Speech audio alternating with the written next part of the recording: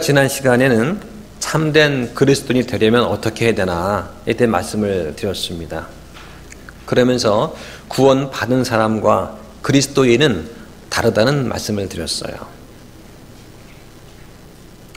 구원받은 사람은 천국 가는 것에 만족하고 더 이상 성장하는 데 관심이 없는 영적으로 어린 아이와 같은 사람이라면, 그리스도인은 그리스도의 장성한 분량까지 성장하려고 애쓰는 사람이다.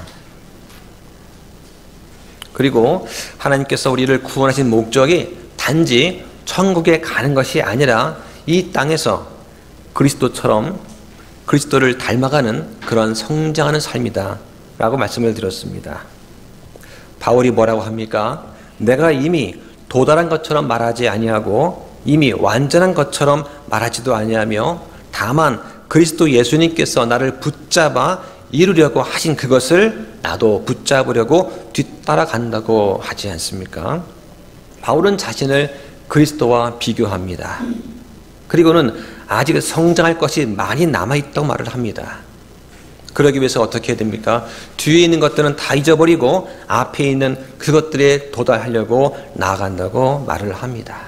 지금 바울의 심정은 그리스도를 향한 열정이 있어요. 그리스도를 더 알고 싶은 그런 마음으로 가득 차 있습니다. 이것을 거룩한 불만족이다, 이렇게 말씀을 드렸어요. 자신과 다른 사람을 비교하는 것이 아니라 자신과 그리스도를 비교하면서 그리스도를 더욱 닮고 싶고 그리스도의 분량까지 성장하려는 그런 바울의 심정을 가리켜서 거룩한 불만족이다, 이렇게 말씀을 드렸습니다. 또 지난번 우리가 오후 설교 때는 우리가 대화를 할 때는 1, 2, 3 법칙이 있다고 말씀을 드렸어요. 내가 1분 말하고 2분 듣고 3분 동안은 고개를 끄덕이면서 교제하면 좋겠다, 이렇게 이제 말씀을 드렸어요. 꼭 그래야 한다기보다는 그렇게 할 때 서로 말할 기회를 좀 가지면서 교제를 할 수 있지 않나라고 생각이 됩니다. 나만 말하고 상대방은 듣기만 한다면 그건 교제가 좀 어렵지 않겠습니까? 우리가 구원받고 나서 그리스도에 대해서 자랑할 것이 참 많습니다. 처음 내가 주님을 만나면 우리 마음이 어떻습니까? 뜨거움으로 가득 차지 않습니까? 시키지 않아도 사람 붙잡고 친구 붙잡고 내가 만난 예수님에 대해서 자꾸 말을 하게 돼요. 그런 사람들이 여기에 모인 겁니다. 그래서 내가 만난 그리스도는 어떤 예수님이셨나 소개하고 예수님을 자랑하다 보면은 누구나 공감할 수 있는 공감대가 형성이 됩니다. 여기서 우리가 주의해야 될 것이, 나를 드러내려고 하면 공감이 잘 안 돼요. 내 지식을 드러내려고 하면 교제가 어렵습니다. 지금 우리가 이제 새로 오신 분들이 이제 많이 계십니다. 처음 교회를 방문하면 우리는 이제 그분들에 대해서 궁금한 거예요. 저분이 어떤 믿음을 가지고 있나, 일단 알고 싶지 않겠습니까?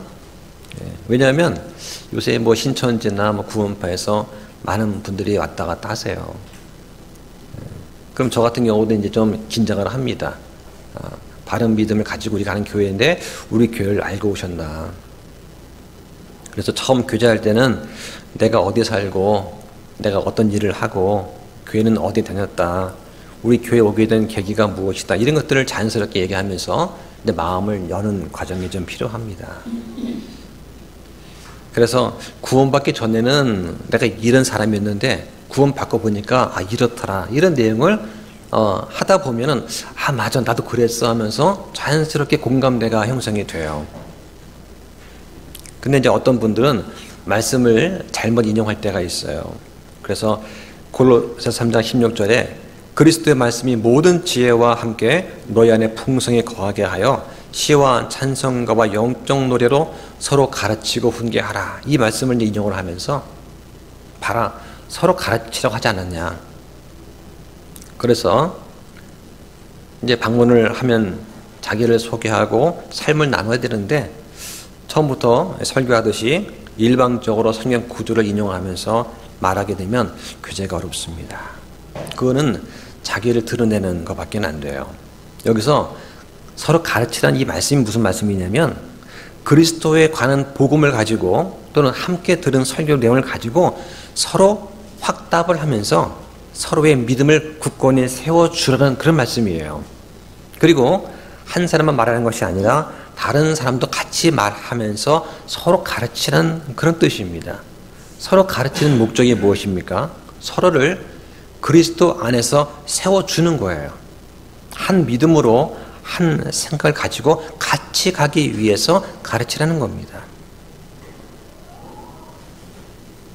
그래서 상대를 배려하고 사랑하고 세워주려는 그런 의도가 있어야 되겠다. 이런 말씀을 좀 드리고 싶습니다. 또 저는 저한테 맡겨진 양무리를 보호해야 될 그런 책임이 있어요. 우리 교회의 표어가 뭡니까? 모든 일을 품위 있고 질서 있게 할지니라. 이게 우리 교회의 표어입니다. 하나님은 질서의 하나님이세요. 오늘은 빌립보서 3장 17절부터 21절까지 말씀을 가지고 그리스도인이 마땅히 걸어야 할 길, 이런 제목으로 말씀을 드리려고 합니다. 우리가 바울의 서신서 중에서 특히 기쁨의 편지라고 할 수 있는 이 빌립보서를 계속 읽다 보면 사람들이 살면서 걸어가는 두 가지 다른 방식이 있다 하는 것을 발견하게 됩니다. 하나는 하늘 왕국, 즉 천국의 시민으로서 걷는 것이고, 다른 하나는 그리스도의 십자가의 원수로 걷는 겁니다. 성경은 이 교회 안에도 그리스도의 십자가의 원수로 걷는 자들이 있다고 말을 하고 있어요. 물론 우리 가운데 그런 분은 안 계신다고 믿습니다. 지금 바울은 교회 내에서 그럴 수 있는 위험에 대해서 경고하고 있습니다. 오늘 설교를 통해서 그리스도인이 마땅히 걸어야 할 길이 무엇인지, 왜 우리가 그 길을 걸어가야 하는지에 대해서 잘 이해할 수 있는 그런 시간 되기를 소망합니다. 먼저 바울이 9절에서 그렇게 권면하는 몇 가지 이유에 대해서 자세히 말씀을 드리겠습니다. 한번 17절을 볼까요? 바울은 자신과 다른 형제들처럼 걸으라는 권면이 나옵니다. 말씀에 형제들아 너희는 함께 나를 따르는 자들이 되고 너희가 우리를 본보기로 삼은 것 같이 그렇게 걷는 자들을 주목하라고 말씀합니다. 바울이 지금 뭐라고 권면합니까? 너희는 나를 따르는 자들이 되라고 합니다.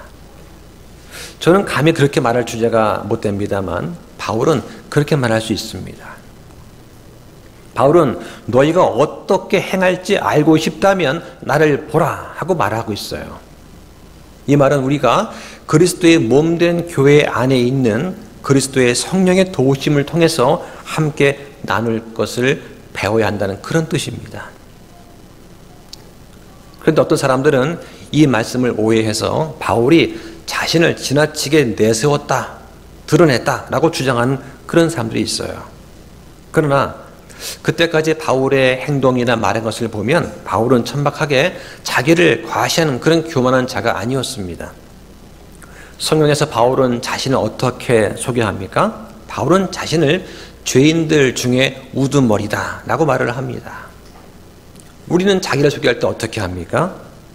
세상에서 교제할 때는 자기를 드러내고 과시하지 않으면 무시당하거나 불이익을 당할까 두려운 나머지 자기의 직업이나 학력과 배경을 내세우기도 합니다. 나 이런 사람이야 라고 하는 거죠. 그러나 바울은 서신서에서 자신을 그리스도의 종이라고 8번이나 표현하고 있습니다.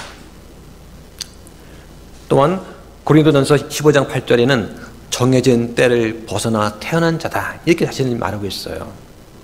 태어나려면 엄마 뱃속에서 9개월 동안 있어야 됩니다. 그런데 일찍 나왔다는 거예요.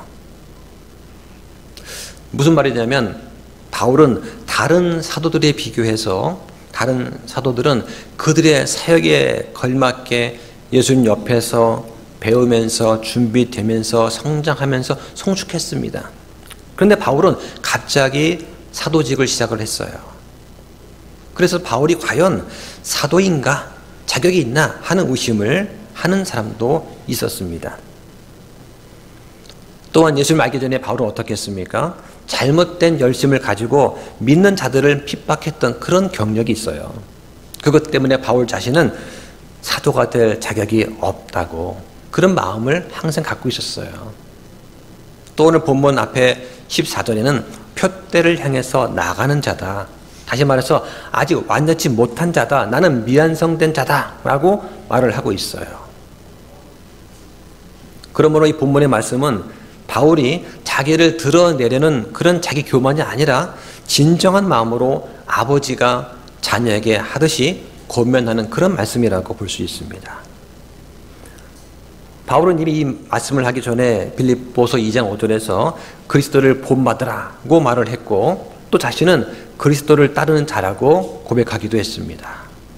바울이 자신을 본받으라 이 말을 한 것은 결국 그리스도를 본받으라고 말한 것입니다.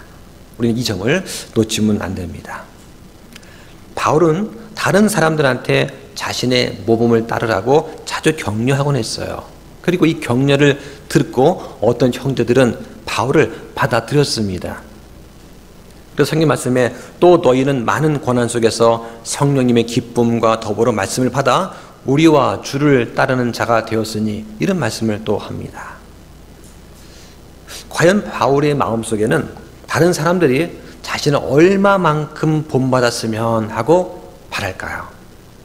바울은 사람들이 그리스도를 닮고자 하는 바울만큼 닮았으면 하고 원하고 있습니다. 그래서 고린도전서 11장 1절에서 이렇게 말씀합니다. 내가 그리스도를 따르는 자 된 것 같이 너희도 나를 따르는 자가 되라. 바울이 자신을 따르라고 말한 이유는 예수 그리스도에 대한 신실한 그런 마음에서 했다고 생각이 됩니다. 그 내용이 우리가 살펴본 바 빌립보서 3장 7절부터 16절까지 잘 나와 있어요. 바울이 어떤 점을 본받으라고 말을 합니까? 바울은 자신한테 이득이 되었던 것들을 그리스도를 위해서 손실로 여겼다고 말을 합니다. 또한 뿐만 아니라 배설물로 여겼다 이렇게 말을 또 하고 있어요. 자기 만족의 자세를 버리고 자기를 과신하는 그런 오만한 태도를 버리고 안일한 신앙 자세를 다 벗어버렸습니다. 그리고 그리스도를 얻고 믿음을 통해서 하나님에게서 난 그 의를 소유한 채 그분 안에서 발견되려고 노력을 했어요. 그리고 죽은 자들의 부활에 도달하려고 했습니다. 이 말은 죽겠다는 뜻이 아니에요. 그리스도의 장성한 분량까지 성장하겠다는 그런 뜻입니다. 그래서 바울은 갈라디아서 2장 20절에 이렇게 말하죠. 그리스도께서 내 안에 사시는 그런 삶을 살겠다고 바울은 고백을 또 합니다. 내 믿음이 아니라 그리스도의 믿음으로 살겠다고 말을 하는 거예요. 자신을 희생하면서 그리스도를 중심으로 하는 겸손을 배우고 표대를 향해서 밀치고 나아가는 그런 삶을 살겠다고 다짐을 또 합니다. 그리스도인은 어떤 사람들입니까? 이제 구원받았으니까 그걸로 만족하는 사람인가요? 아닙니다. 그걸로 끝난 것이 아니라 다시 새롭게 시작하는 그런 사람이에요. 어떻게 시작합니까? 나 자신을 부인하고 내 십자가를 지고 그리스도를 따라가는 그런 사람들입니다. 그리스도와 함께 고난을 기뻐하는 그런 사람들이에요. 누구나 살면서 고난을 받습니다. 믿는 사람이든 믿지 않든 고난 없는 사람은 없어요. 그런데 그리스도인이 받는 고난은 좀 특별합니다. 왜 특별하냐면 우리가 받는 고난은 쉽고 가벼운 그런 고난입니다. 왜냐하면 예수님께서 주시는 그 멍에가 쉽고 가볍기 때문입니다. 우리는 예수님이 함께 고난을 감당해 주시는 겁니다. 우리가 추구하는 것은 세상의 명예와 부가 아니라 영적인 부유함을 추구하는 것입니다. 바울은 17절에서 너희가 우리를 본보기로 삼은 것 같이 그렇게 걷는 자들을 주목하라고 말을 합니다. 이 데살로니가에 보면 바울을 본받는 사람들이 있었어요. 그런데 이 빌립보에도 그와 같이 행하면서 본받는 그런 사람들이 있었다고 말을 합니다. 다른 사람의 본을 따라간다는 것은 아주 유익한 것이죠. 그래서 시편 37편 37절에 보면 완전한 사람을 주목하고 올바른 자를 눈여겨볼지어다. 그 사람의 마지막은 화평이라고 말씀합니다. 그런데 우리는 본받는 자가 될 뿐만 아니라 또한 좋은 본보기가 되어야 됩니다. 이것은 특히 말씀을 가르치고 전파하는 그런 사람들한테 해당이 됩니다. 히브리서 13장 7절에 보면 하나님의 말씀을 너희에게 말해주고 너희를 다스리는 자들을 기억하며 그들의 행실의 결말을 깊이 살펴보고 그들의 믿음을 따르라. 이런 말씀이 있습니다. 저는 말씀을 준비하면서 그들의 행실의 결말을 깊이 살펴보라. 이 말씀을 보고 가슴에 딱 막히더라고요. 야, 정말 조심해야 되겠다. 이런 생각이 들었습니다. 또 이런 말씀이 있습니다. 너희 가운데 있는 하나님의 양떼를 먹이고 감독하되 억지로 하지 말고 자진해서 하며 더러운 이익을 위해서 하지 말고 오직 준비된 마음으로 하며 하나님의 상속 백성 위에 주인처럼 군림하지 말고 양떼에게 본이 되라. 이렇게 말씀을 하십니다. 이게 말씀을 가르치는 자가 마땅히 짊어져야 되는 것입니다. 만약에 제가 주인처럼 군림한다고 하면은 저를 빨리 내쫓으시면 됩니다. 그럼 왜 우리가 이 본받을 만한 사람을 주목해야 되냐? 그 이유가 뒤에 20절에 나옵니다. 그 전에 이번에는 그리스도의 십자가의 원수로 걷는 것에 대해서 경고의 말씀을 한번 살펴보겠습니다. 이것에 대해서 바울이 여러 번 경고했다고 말을 합니다. 18절 봅니다. 18절 함께 읽습니다. 시작. 내가 여러 번 너희에게 말한 적이 있고 지금도 눈물을 흘리며 너희에게 말하는 많은 자들 그들이 그리스도의 십자가의 원수로 걷고 있기 때문이라. 그리스도의 십자가의 원수가 누구입니까?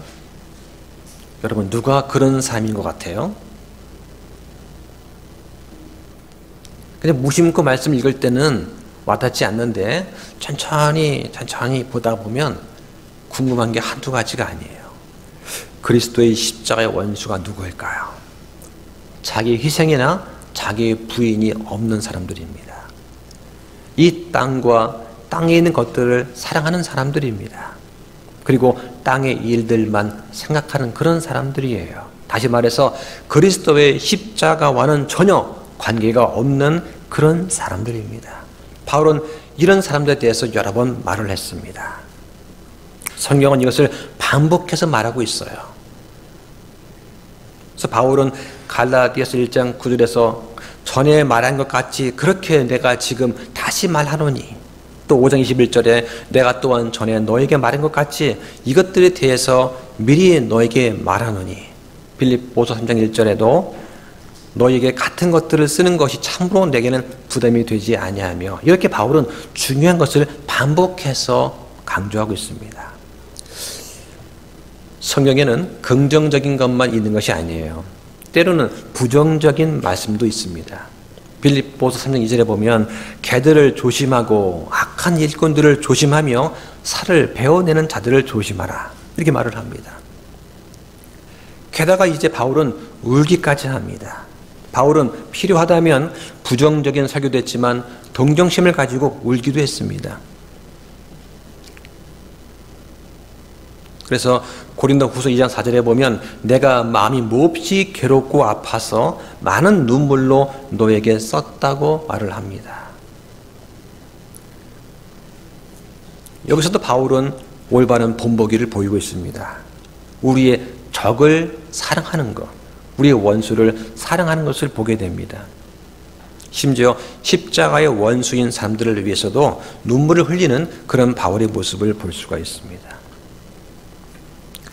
어떤 교회 목사님은 설교하실 때 그렇게 울어요. 들어보면 설교 내용이 그렇게 울만한 내용이 아닌데 울어요. 그런데 설교를 듣는 성도들도 같이 울어요. 옆에서 예배를 드리는 저는 안 우는데 저만 말똥말똥하고 다 울고 계신 거예요. 이 복음을 전하면서 은혜에 감동하면서 우는 건 이해가 됩니다. 근데 어떤 목사님은 5월의 달, 특히 어버이 주일만 되면 예배 시간에 어머님 은혜를 불러요. 그 우세요. 그럼 또 다 울어요. 그래서 어떤 성도는 오늘 어버이 주일이지, 오늘 설교 때 분명히 울 거야 하니까 손수건을 미리 준비해 갑니다. 왜냐면 그 목사님은 매년 이맘때만 되면 눈물을 흘리는 설교를 한다고 유명하신 분이에요. 그런데 예수님도 우셨습니다. 성경에 예수님이 우셨다는 이야기는 복음서에 2번 나옵니다. 하나는 누가복음 19장 41절에 예루살렘 도시를 보면서 이 예루살렘이 로마에게 파괴되는 그런 장면을 미리 내다보시고 웃었습니다.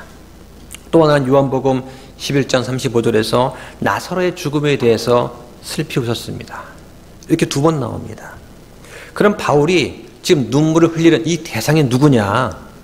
기독교가 아닌 다른 종교, 이교도에 버림받은 그런 자들이 아니에요. 바로 배도한 그리스도인들입니다. 이들은 한때 예수님을 믿겠다고 했다가 고난과 박해를 두려워할 때 뒤로 물러간 그런 사람들을 말합니다. 그들에 대한 안타까움과 그들을 사랑하는 그런 마음에서 바울은 눈물을 흘린 거예요. 그들은 구원은 받았지만 핍박과 고난이 무서워서 배도한 사람들이었습니다. 우리가 학생 때 전도하다 보면 그런 일이 있지 않습니까? 친구를 교회에 데리고 옵니다. 함께 예배 드리고 찬양하고 하는데 어느 날 이 친구가 못 나온다고 그래요. 왜 그러냐? 우리 부모님 불교야. 불교라서 교회 못 가게 하시네.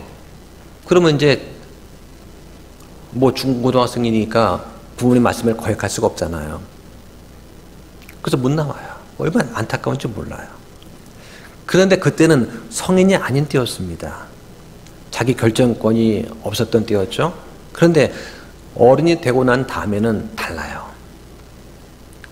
내가 성인이 되어서 회개에 보고할 수 있는 그런 나이가 되면 내가 책임지는 겁니다. 내가 죄를 지어서 내 죄로 내가 지옥에 가는 거예요. 내가 예수님 믿고 예수님의 보혈의 공로를 의지해서 내가 천국에 가는 겁니다. 그건 내가 선택할 수 있는 겁니다. 지옥 가든지 천국에 가든지 그것은 내가 선택하는 문제예요. 예수님을 믿고 천국 갈 수 있는 이렇게 쉬운 길이 있는데 사람들은 그 길을 가려고 하지 않습니다. 그것은 본인이 선택한 거예요. 당시 빌립보 교인들이 가지고 있던 또 하나의 커다란 문제가 있었습니다. 바로 그리스 문화에 깊이 물들었던 이 빌립보 교회가 예수 그리스도를 영접한 후에도 이 세속적인 욕망을 쉽게 떨쳐버리지 못했던 거죠. 바울은 여러 번 걸쳐서 그들을 권면했습니다. 그런데 성과가 좋지 못했어요. 그래서 바울은 눈물을 흘리며 권면하고 있습니다. 이 십자가의 원수에 대해서 19절에 나오고 있습니다. 함께 읽어보겠습니다. 시작. 그들의 마지막은 파멸이며 그들의 하나님은 그들의 배요 그들의 영광은 그들의 수치스러운 일이 있고 그들의 땅의 일들을 생각하느니라. 일단 십자가의 원수는 한 명이 아닙니다. 그들은 숫자가 많아요. 마태복음 7장 13절에 너희는 좁은 문으로 들어가라. 멸망으로 인도하는 문은 넓고 길이 널찍하여 거기로 들어가는 자들이 많다고 했습니다. 문이 좁다는 얘기는 선택의 폭이 좁다는 거예요. 이 19절에 십자가의 원수들이 마지막에 뭐라고 합니까? 그들의 마지막은 파멸이라고 말합니다. 그들의 행동의 결과를 한번 진지하게 생각해 보시기 바랍니다. 하나님을 알지 못하는 자들과 예수 그리스도의 복음에 순종하지 아니하는 자들한테 하나님은 타오르는 불로 징벌하십니다. 또 그들의 하나님은 무엇이라고 말씀합니까? 십자가의 원수들의 하나님이 배라고 합니다. 이게 무슨 말일까요? 어떤 사람들은 자신이 그리스도인입니다 라고 주장을 하지만 생활하는 것을 보면 자기들의 고백과는 아주 대조되는 그런 모습을 보여주고 있습니다. 그들의 하나님은 배라고 하는데 이때 이 배는 육신의 욕망을 말하는 것입니다. 어떤 그리스도인들은 돈에 대한 욕심이 많아요. 그들은 돈을 위해서라면 뭐랄까요? 무슨 일이든지 할 것 같처럼 보입니다. 그들은 육신의 욕망만 채우려는 사람들이에요. 당시 로마 제국에는 큰 문제가 있었습니다. 그것은 지나친 식도락이었어요. 로마인들은 사치를 했습니다. 큰 연회를 베풀었어요. 축제를 여는 것을 인생의 낙으로 삼았어요. 사람들은 먹고 마시는 일을 그칠 줄 몰랐습니다. 그래서 그들의 배가 그들의 하나님처럼 되었습니다. 이 배는 모든 탐욕의 근본을 상징하는 거죠. 영화를 보면 로마 귀족들이 하인들의 시중을 받으면서 식사를 하는 장면이 나옵니다. 그런데 앉아서 먹지 않고 옆으로 누워서 먹어요. 누워서 먹으면 소화가 안 될 것 같은데 누워서 먹습니다. 그런데 왼쪽으로 누우면 위장이 눌리지 않아가지고 많이 먹을 수 있다고 합니다. 근데 얼마나 먹었냐? 보통 3시간에서 6시간 먹었다고 합니다. 다 먹고 나면 토하고 나서 또 먹었다고 합니다. 자리를 옮기지 않고 어떻게 6시간을 먹었을까요? 화장실도 안 갔대요. 급하면 어떡하냐? 하인들이 옆에서 소변통을 들고 있는 거예요. 그렇게 해서 하인들의 시중을 받아가면서 이렇게 먹었다고 합니다. 이 정도면 그들의 하나님은 그들의 배라는 말이 아마 이해가 되실 겁니다. 성경이 뭐라고 말씀합니까? 사람이 빵으로만 살 것이 아니요 하나님의 모든 말씀으로 살 것이라고 말씀합니다. 또 우리는 십자가의 원수들의 영광이 어디 있는지 압니다. 그 영광은 수치스러운 일에 있다고 말씀합니다. 이 사람들은 부끄러운 일에 자부심을 느끼는 사람들이에요. 수치가 뭔지 모르는 사람들입니다. 얼마 전에 TV를 보니까 동성애하는 연예인이 나와가지고 하는 말이 저는 못된 신앙입니다 하고 자랑하더라고요. 하나님 모욕하는 사람들입니다. 동성애 같은 그런 무서운 죄악 생활을 부끄러운 줄 모르고 오히려 자랑하고 다닙니다. 이건 양심이 마비된 거예요. 요즘에 유튜버로 돈을 버는 사람들이 많습니다. 그런데 조회수를 올리려고 시청자 참여를 유도합니다. 시청자가 댓글에 이렇게 해보라고 주문하면 그렇게 따라서 하는 그런 유튜버가 있습니다. 외국 뉴스에 나온 얘기인데요. 길에 노숙하는 사람한테 가서 한번 과자를 주워봐라. 근데 그냥 주지 말고 오레오 같은 과자를 반을 뚝 쪼개가지고 그 사이 크림을 제거하고 치약을 바른 다음에 그거 줘봐라 한번. 그랬더니 유튜버가 이렇게 했다는 거죠. 그러면 그 노숙자가 이 과자를 먹고 어떻게 합니까? 토하지 않았겠습니까? 이걸 라이브로 보면서 즐거워하고 좋아하고 돈까지 후원한 그런 사람이 있다는 거예요. 보다 못한 어떤 사람이 경찰에 신고했습니다. 재판을 받게 됐어요. 그 결과 징역 1년 6개월 나왔습니다. 근데 이 사람 말이 내가 뭘 잘못했냐? 나 잘못한 거 없다. 나는 그냥 시키는 대로 했을 뿐이다. 라고 항소했다는 겁니다. 얼마나 뻔뻔한지 모릅니다. 우리는 십자가의 원수들이 무엇을 생각하는지 알고 있습니다. 그들은 땅의 일들을 생각합니다. 땅에 있는 것들이 무엇입니까? 골로새 3장 5절에 그러므로 땅에 있는 너희 지체들을 죽이라. 그것들은 음행과 부정함과 무절제한 애정과 악한 욕정과 탐욕이니 탐욕은 우상 숭배라고 말씀합니다. 땅의 일만 생각하는 것은 모든 부패의 원인이 됩니다. 그런데 이 사람들은 생각하는 것이 오로지 땅에만 한정되어 있어요. 그들의 생각과 감정과 관심이라고는 오로지 이 땅에 매여 있습니다. 그들은 죽음 이후의 문제나 영혼의 문제는 관심 밖이에요. 그들은 부귀 영화나 권력과 오래 사는 것만이 삶의 목적이 되고 인생의 최대 목표인 것입니다. 우리는 이들한테 보내는 하나님의 경고를 들어야 됩니다. 하나님께서는 그들 마음의 정욕을 통해 부정함에 내주사 그들이 자기 몸을 욕되게 하셨다고 합니다. 그리고 이 모든 일이 죽어야 마땅하다는 하나님의 심판을 알고도 같은 일을 하고 또 그런 자들을 기뻐한다고 하나님이 경고하십니다. 이것을 우리 그리스도인들이 어떻게 해야 될 것인가 하면 대조해 보시기 바랍니다. 빌립보서 4장 8절 보시죠 한번.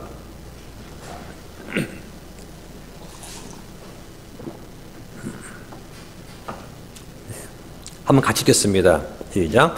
끝으로 형제들아, 무엇이든지 진실한 것과 무엇이든지 정직한 것과 무엇이든지 의로운 것과 무엇이든지 순수한 것과 무엇이든지 사랑스러운 것과 무엇이든지 좋은 평판이 있는 것과 덕이 되는 것과 칭찬이 되는 것이 있거든 이런 것들을 곰곰이 생각하라, 이 말합니다. 또 골로새서 보면은 3장 1절에 그러므로 너희가 그리스도와 함께 일으켜졌거든 위에 있는 것들을 추구하라. 거기에는 그리스도께서 하나님 오른쪽에 계시느니라. 위에 있는 것들에 너희 애착을 두라고 말씀합니다. 우리 애착은 어디에 두어야 됩니까? 이 질문에 우리가 어떻게 답변하는가에 따라서 우리가 그리스도의 십자가의 원수인지 아닌지가 결정이 됩니다. 십자가의 원수가 되지 않으려면 어떻게 해야 됩니까? 바울과 다른 형제들처럼 걸어야 됩니다. 그렇게 우리가 바울처럼 걸어야 되는 이유가 바로 20절과 21절 나와 있습니다. 빌립보서 3장 20절, 21절 보겠습니다. 함께 있습니다. 시작. 우리의 생활 방식은 하늘에 있으며 또한 거기로부터 오실 구원자 주 예수 그리스도를 우리가 기다리고 있는데 그분께서는 참으로 모든 것을 자기에게 복종시킬 수 있는 능력을 써서 그 능력대로 우리의 천한 몸을 변화시켜 자신의 영광스러운 몸과 같게 만드시리라. 우리가 바울처럼 걸어야 되는 첫 번째 이유는 우리의 생활 방식은 하늘에 있기 때문입니다. 여기서 생활 방식에 해당하는 그리스어는 폴리튜마라고 합니다. 영어로는 conversation이에요. 그런데 17세기에는 이 단어가 생활 방식이라는 단어로 사용이 되었습니다. 풀어 설명하면 하늘의 시민으로서 살고 행동하는 것을 말합니다. 우리는 대한민국에 사니까 대한민국의 시민으로서 살아갑니다. 이 생활 방식이라고 하는 말은 시민권이라는 말로도 바꾸어서 번역할 수 있어요. 그러면 왜 바울이 이 시민권이라는 그 말을 하냐? 당시 사람들이 이 로마 시민권을 갖는다는 것은 엄청난 일이었습니다. 로마 시민이 되려면 로마 제국을 위해서 엄청난 큰 공을 세우든지 많은 재물을 대가로 주고 사야만 했어요. 그래서 극소수의 사람들만이 로마 시민이 되었기 때문에 이 시민권에 대한 특권도 상당했습니다. 그들은 소수 귀족층을 형성했어요. 영화 같은 데 보면은 이렇게 흰색 긴 옷을 이렇게 걸칩니다. 토가라고 하는데요. 옷도 아닌 것 같아요. 그래서 긴 천을 둘둘 말아서 걸쳤어요. 이것이 바로 일반 평범 백성과 귀족을 구분하는 표시였습니다. 그들은 선거권과 피선거권이 있었고요. 체벌을 받지 않을 권리와 항소권도 있었습니다. 재판을 받지 않을 권리를 갖고 있었어요. 그러니까 로마인이 아닌 사람들은 여러 가지 불이익을 받을 수밖에 없었습니다. 일반 백성들과 로마 시민들은 외형적으로나 내면적으로 뚜렷이 구분이 되었어요. 바울은 이러한 시대적 상황을 잘 알고 있었습니다. 바울이 성도들이 이렇게 하늘 왕국의 시민권을 주창한 것은 이런 배경에서 나온 거죠. 즉 너희들은 하늘 왕국의 백성이니까 이 땅의 백성들과는 뚜렷이 구분이 되어야 된다, 이런 말을 지금 하고 있는 것입니다. 우리는 하늘 왕국의 시민이 되어서 하늘에서 행동하고 말하는 것처럼 말하고 또 우리가 그렇게 보여줘야 됩니다. 왜냐하면 우리의 생활 방식이 하늘에 있기 때문입니다. 그런데 사실은 어떻습니까? 그렇게 못하고 있어요. 그게 우리 현실입니다. 그러나 용기를 가져야 될 것은 그걸 목표로 해서 우리가 살아가면 되는 것 아니겠습니까? 우리의 생활 방식이, 우리의 시민권이 하늘에 있다고 말한 후에 바울은 20절에 거기로부터 오실 구원자 주 예수 그리스도를 우리가 기다리고 있다고 말합니다. 이것은 주님의 재림을 기쁜 마음으로 기다리는 것입니다. 신약에서 성도의 소망은 결코 대환란 기간이 아니에요. 성도들은 에녹이 홍수를 겪지 않았던 것처럼 대환란을 겪지 않을 것입니다. 어떤 사람들은 교회가 대환란 기간을 통과해야 된다고 가르칩니다. 또 주님께서 대환란 기간 동안에도 교회를 보존하실 것이다. 이렇게 또 주장을 해요. 그러나 대환란 기간 동안에는 이 땅에 교회는 없습니다. 왜냐하면 그리스도의 몸된 교회는 모두가 그리스도의 혼인시계를 참가로 올라갔습니다. 이 땅에는 없어요. 그럼 그들을 뭐라고 부르냐? 이 땅에 남아있어 대환란을 겪는 그런 사람들은 환란 성도라고 합니다. 교회가 아니에요. 우리가 애착 가질 것은 땅에 있는 것이 아니라 위에 있는 것입니다. 거기에 무엇이 있습니까? 우리의 상속이 예비되어 있습니다. 한번 찾아보겠습니다. 베드로전서 1장 3절 보시겠습니다.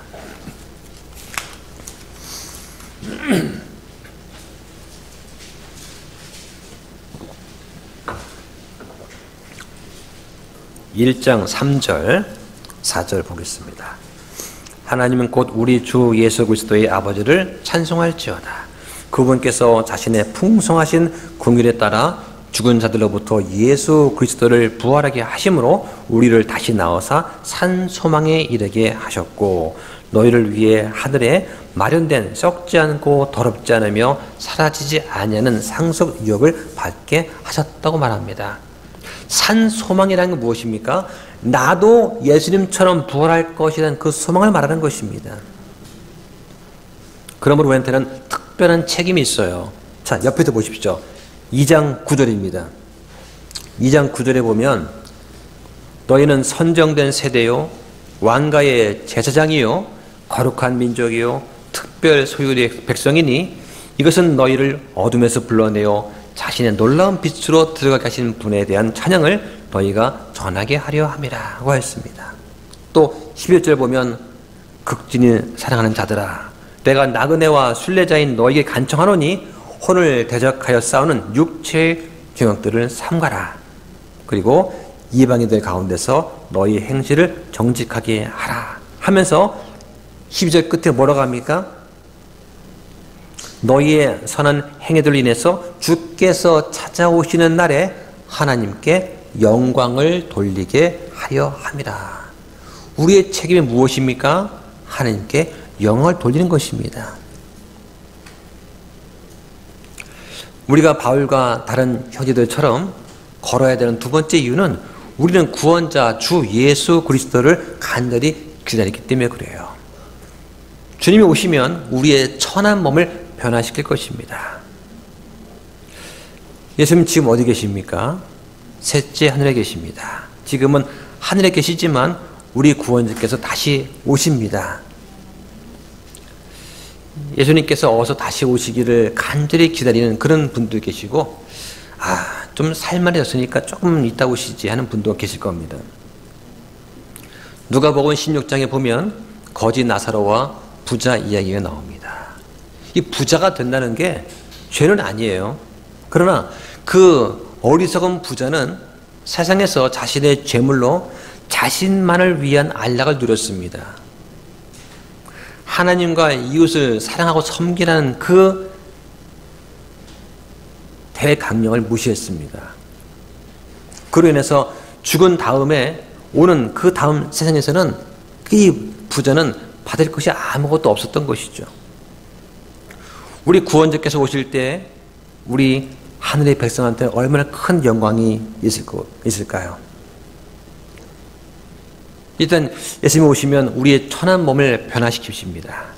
21절에 보면 우리의 천한 몸이라고 되어 있어요. 이 천한 몸이 무엇입니까? 썩어 없어질 몸이라는 뜻이에요. 또 잠깐 정신을 놓으면 죄가 순간순간 생각나는 그런 몸입니다. 우리의 몸은 시간과 공간에 제약받고 있어요. 땅이라는 이 공간 속에 우리는 갇혀 있습니다. 우리는 이 우주 공간에 적응할 수 있는 몸이 아니죠. 우리는 땅에 속한 몸입니다. 이 몸을 변화시켜서 그리스도의 영광스러운 몸과 같게 만들어 주신다고 말씀합니다. 그 변화된 몸은 예수님의 영광스러운 몸과 같은 몸이에요. 어떤 몸입니까? 바로 하나님의 본성을 갖는 몸이에요. 하나님의 본성을 갖게 되는 몸이에요. 다시 말하면 더 이상 우리가 죄가 생각나지 않는 몸입니다. 죄를 짓지 않는 몸이에요. 또 시간과 공간의 제약을 받지 않는 몸입니다. 우리는 조만간 이 몸에서 벗어나게 될 것입니다. 이 몸이 썩어질 것이기 때문에 우리는 이 몸에서 떠나게 됩니다. 언젠가 우리 몸은 변화를 받게 될 것입니다. 그때가 언제입니까? 주님이 다시 오실 때 받게 됩니다. 예수님께서는 이 일을 만물을 자기에게 복종시키시는 그 권능으로 이 일을 행하시겠다고 말씀하십니다. 우리가 언제 이 하늘 왕국의 시민권을 갖게 될까요? 바로 그리스도의 재림을 알리는 그 나팔 소리가 울려 퍼지는 순간입니다. 주께서 호령과 천사장의 음성과 하나님 나팔 소리와 함께 친히 하늘로부터 내려오십니다. 그러면 그리스도 안에서 죽은 자들이 먼저 일어나고 그 뒤에 살아서 남아있는 우리가 그들과 함께 구름들 속으로 채워 올라가게 됩니다. 주를 만나게 됩니다. 영원히 주와 함께 있게 되는 것이죠. 이때 우리의 몸은 썩지 않는 몸으로 변화되는 몸이에요.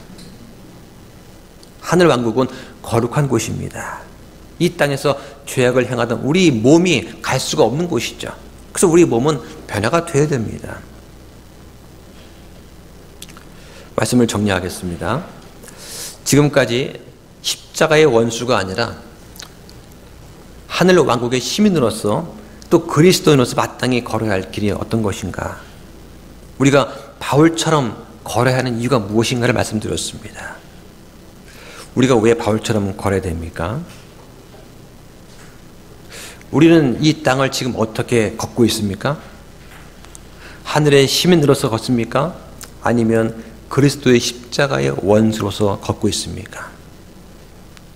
그 대답은 우리가 마음을 어디에 두고 있는가에 달려 있습니다. 우리가 무엇에 애착을 두고 있는가 달려 있습니다. 우리의 애착이 땅에 있는 것들이라면 우리는 십자가의 원수가 될 수 있어요. 원수가 어떤 사람들입니까?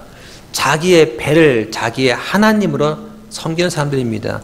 육신의 정욕대로 살아가는 사람이에요. 구원받았지만 육신적인 그리스도인, 영적인 어린 아이에 머무는 사람들입니다.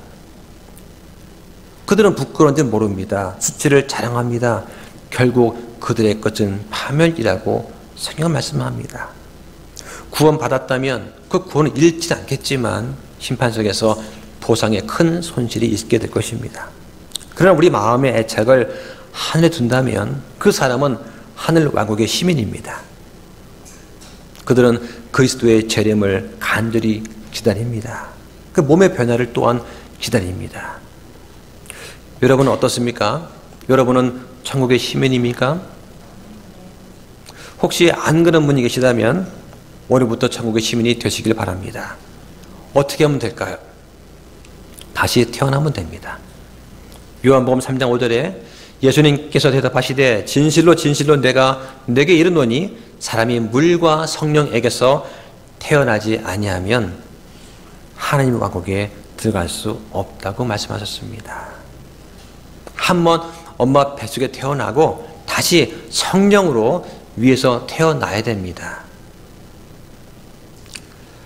혹시 여러분 중에 그리스도의 십자가의 원수가 있으십니까? 그렇다면 이 말씀을 드리고 싶습니다. 한번 찾아보겠습니다. 베드로전서 4장 1절입니다. 그런즉 그리스도께서 우리를 위해 육체 안에서 고난을 당하셨으니 그와 같이 너희도 같은 생각으로 무장하라. 이는 육체 안에서 고난을 당한 자가 이미 죄를 그쳤기 때문이니 그러므로 그는 육체 안에 거할 자기의 남은 때를 더 이상 사람들의 정욕에 따라 살지 아니하고 오직 하나님의 뜻을 따라 살아야 하리라. 이는 우리가 색욕과 정욕과 과음과 환락과 연애와 가증한 우상 숭배 속에서 걸어 이방인의 뜻을 이룬 것이 우리의 삶의 지나간 대로 우리에게 족하기 때문이다. 지나간 것은 지나간 대로 두어야 됩니다. 다 잊어버리고 이제는 성령 충만함으로 새 사람의 소욕을 따라 살아야 한다고 말씀하십니다. 여러분, 땅에 있는 것보다 위에 있는 것들을 생각하시고 애착을 가지시기 바랍니다. 그래서 하늘 왕국, 천국의 시민으로서 살아가시기를 예수님 이름으로 축원합니다. 기도 마치겠습니다.